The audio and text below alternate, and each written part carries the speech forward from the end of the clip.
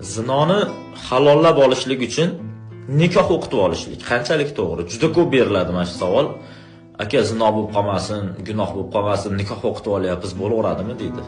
Endi men bilmayman bu narsani, domla emasman, domlalikka da'voyim ham yo'q, lekin farosatli inson sifatida bu kallani ozgina ishlatadigan bo'lsak, faqat niyat shu yotib olish bo'ladigan bo'lsa, o'rtoqlar, nikoh menimcha sizlarga foyda qilmaydi. Shunaqa insonlar. Nima uchun? Endi nikoh o'qitilgandan keyin erlik qilish kerak, xotin xotinlik qilish kerak. To'g'rimi? Vazifalari bor ularda.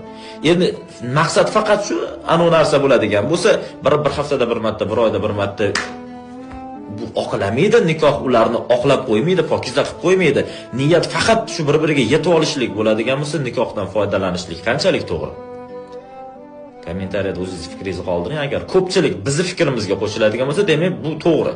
Agar yo'q, nikoh bo'lsa, ular gunohkor bo'lmaydi, garchi er xotin bo'lmasa ham desa, endi shunaqa davrga ham yetib ketmiz, zinoni ham halollab olsa bo'laverar ekan. Endi yana bilmadim.